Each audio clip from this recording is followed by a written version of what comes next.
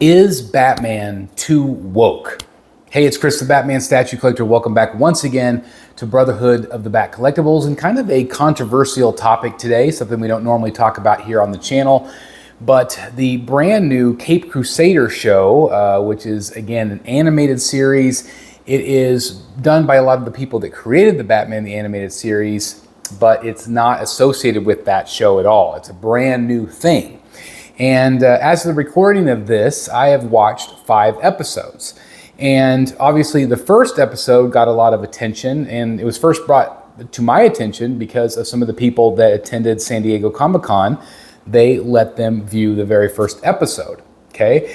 Now, just in society in general, the term woke has again been very controversial. And some people are absolutely okay with it. Some people are very anti-woke. And so it does create an interesting dynamic for sure. But when it comes to pop culture, when it comes to comic book things, the thing that got everybody kind of upset was in the very first episode, the Penguin is now a female. Okay, so they've changed Oswald Cobblepot, who's been that way in the comics forever, to Oswalda Cobblepot. And she still is a kind of a mob boss type character. She still has the Iceberg Lounge, although it's on a cruise ship. And the series obviously is kind of teasing that there was going to be some changes, right? And my initial thought was like, I hate it. And I had a really long conversation with my wife about it. And she's like, well, why do you feel that way? And I'm like, I'm not sure. I was like, I don't like them. I don't like change. I don't like them change things. Like, why, if they want a female character, why don't they just create a new one? They did a great job of creating Punchline. They did a great job of creating all these other characters. Just create a new one. Why do you have to change it? And some of my viewpoints, my wife said, well, you sound kind of, chauvinistic. And I said, I don't think it's chauvinistic. I think it is just that I love the source material and I like them to keep it that way. Like I don't feel like they need to change it. And so like, I don't know, the thought of a female penguin, it rubbed me the wrong way. And again, I wasn't 100% sure, other than I like it to be the same. I don't like change. I don't feel like there needs to be a lot of change. But I was wanting to have an open mind. Right? I was wanting to have an open mind in terms of this brand new show, which I've been very excited about. It kind of takes place in the 1940s. It definitely still has that Art Noir Art Deco style. It still has the noir too with some of the detective elements, but the Art Deco style. So it has kind of that classic feel of the animated series, but it is definitely something new. And obviously a female penguin is episode number 1. And I watched it and I wanted to give it a fair chance. And to be 100% honest, I liked it. I thought the show was very good. And it made me want to watch 2, 3, 4, and 5. And I think there's 10 episodes. I'm about halfway through. And I have really liked what I have seen. Now, some people, I've been reading their comments and they're saying things like it's trash, it's just utter crap. But a lot of other people are really liking it. So why? Why are people feeling the way they are? And some people, again, they throw the woke term that, in this particular series, and spoiler alert for some of you, but Harley Quinn is Asian in this. Some of the other characters are different races. And so again, people are like, why are they throwing this down our throat? But really, again, whenever I think of comic books, I like it to be the way it is in the comics. Okay. But at the same time, the films have been doing it for decades. We had an African-American Harvey Dent, which was absolutely incredible. Of course, I think of Lando Calrissian. That actor is fantastic, Billy D. Williams. And it was a departure in Batman '89. Also, different races of Catwoman and over the years in the 60s show. And it's been done a very long time, okay?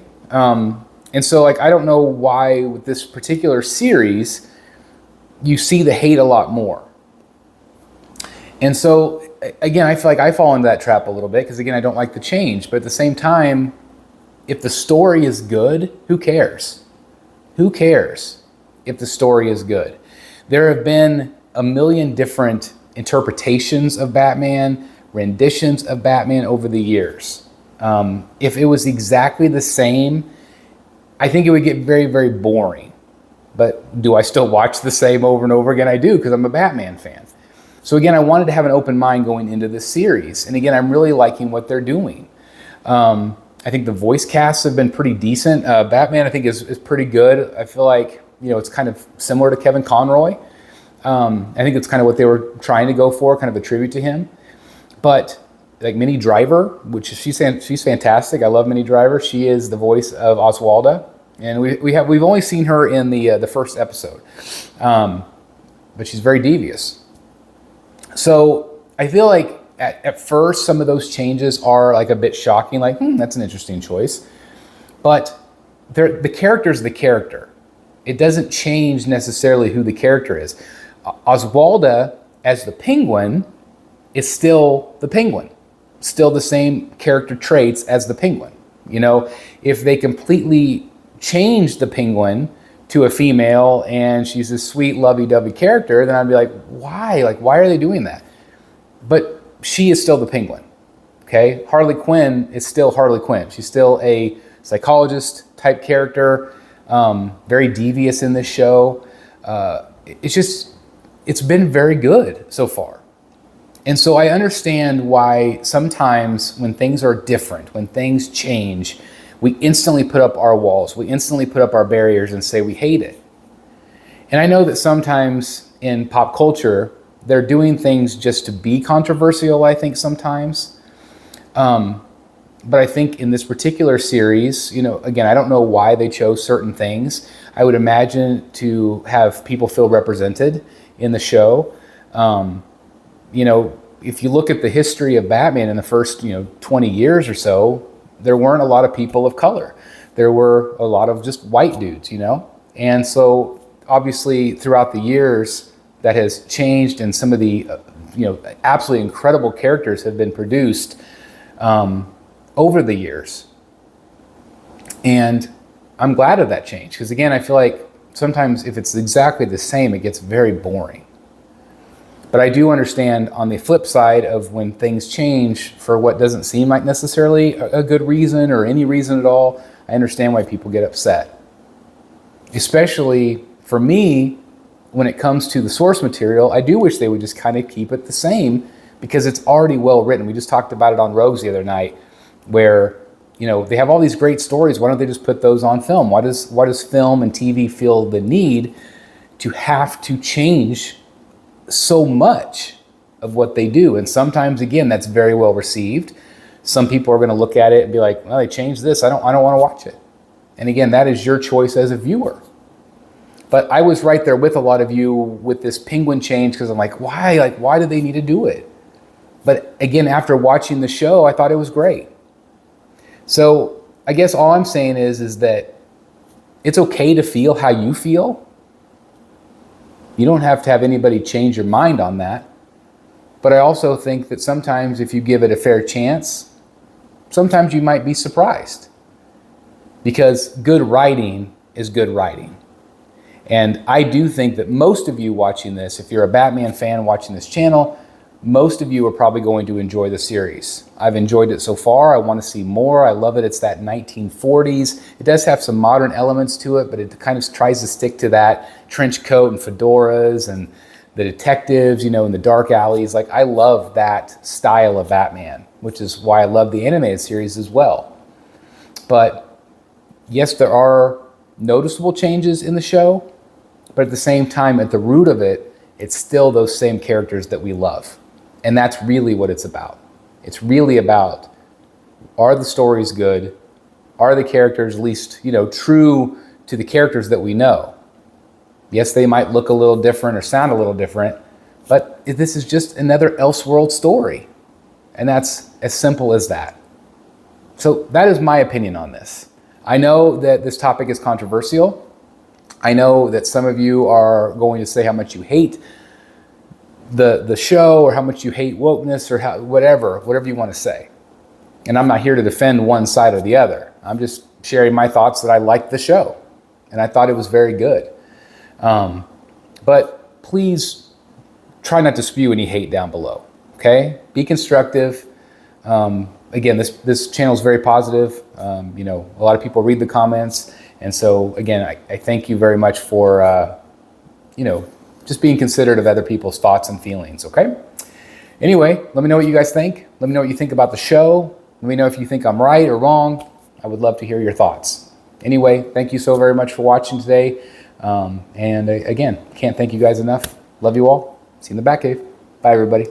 Hey guys, I have partnered up with Red Wolf Collectibles, maker of incredible comic book display options, including this outstanding, heavy-duty, and well-made slab stand featuring an anti-slip pad and all the accessories needed to display your most prized slab comic books, just like this one here in my collection. And now they even have interchangeable 3D design plates that feature really strong magnets that let you easily swap out logos to match your comic books, slabs, or whatever superhero you want to feature in your display in an absolutely incredible way. And these are just some of the plates available for purchase from DC, Marvel, and much, much more. I mean, look at all of the options here. You can even have your own custom logo made. And they also offer magnetized comic book frames. You simply remove the front, place your comic book inside, and place the magnetized cover back on. It's that simple, yet looks absolutely amazing and even features a built-in hook so you can display it on the wall. I mean, look how awesome this looks. Now, if you don't have a slab, you can also purchase their protective comic book cases, which feature high-quality metal corners and screws. And you can also pair this up with the display stands to give it that amazing slab look. Now, all of these are absolutely incredible, and make sure you use code STATUE at checkout for a discount at redwolfcollectibles.com. I'm so happy to be partnering with them because their products are absolutely amazing. Hey guys, thank you so very much for watching today, and if you're new here, please hit the subscribe button right here on the screen and check out these two awesome videos. I think you're going to love them. And also please join us on social media, Facebook, Twitter, Instagram, and TikTok. I would love to have you join in all the fun. Thank you guys so very much for watching. See you in the Batcave.